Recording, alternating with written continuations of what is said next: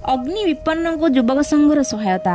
ବାଲେଶ୍ୱର ଜିଲ୍ଲା ଖଇରା ତହସିଲ କୈଥଗଡ଼ିଆ ଗ୍ରାମ ପାତ୍ରଖୁଣ୍ଟା ସାହି ସୁନ୍ଦର ଜେନାଙ୍କ ଘର ଗତ ତା 19/4/2024 ଶୁକ୍ରବାର ସନ୍ଧ୍ୟାରେ ହଠାତ୍ ନିଆଁ ଲାଗି ଜଳି ଉଠିଥିଲା। ନିଆଁର ବେଗ ଏତେ ଭୟଙ୍କର ସତ୍ତ୍ୱେ ପରିବାର ଲୋକେ ବଞ୍ଚି ଯାଇଥିଲେ ସତ, କିନ୍ତୁ କୌଣସି ଆସବାବପତ୍ର ବଞ୍ଚି ବାହାର କରିପାରିନଥିଲେ। ନିଜ ଆଖି ଆଗରେ ସମ୍ପୂର୍ଣ୍ଣ ଜଳିପୋଡ଼ି ନଷ୍ଟ ହୋଇଯାଇଥିଲା। ଏହି ଖବର ଶୁଣି ବାଲେଶ୍ୱର ଜିଲ୍ଲାର ଜନହିତ ଯୁବକ ସଂଘ ତାଙ୍କୁ ସାହାଯ୍ୟର ହାତ ବଢ଼ାଇଛି। ସଂଘର ସଦସ୍ୟ ଉପଦେଷ୍ଟାମାନଙ୍କ ସହଯୋଗ କ୍ରମେ ତା 20/4/2024 ସନ୍ଧ୍ୟାରେ ଏକ 25 ଜଣିଆ ପ୍ରତିନିଧି ମଣ୍ଡଳ ସୁନ୍ଦରଙ୍କ ଘରେ ଦେଖା କରିବା ସହିତ ଆବଶ୍ୟକୀୟ ଜିନିଷ ପ୍ରଦାନ କରିଛନ୍ତି। ଏକ ସ୍ୱତନ୍ତ୍ର ପରିଚୟ ସୃଷ୍ଟି କରିଥିବା ଯୁବକ ସଂଘ ଏମିତିକି ରକ୍ତଦାନ, ସଡ଼କ ସୁରକ୍ଷା, ନାରୀ ସଶକ୍ତିକରଣ, ବୃକ୍ଷରୋପଣ ଭଳି କାର୍ଯ୍ୟ କରୁଛି ଓ ଆଗକୁ କରିଚାଲିବ ବୋଲି ସଂଘର କାର୍ଯ୍ୟକ୍ରମ ସମ୍ପାଦକ ସୂଚନା ଦେଇଛନ୍ତି।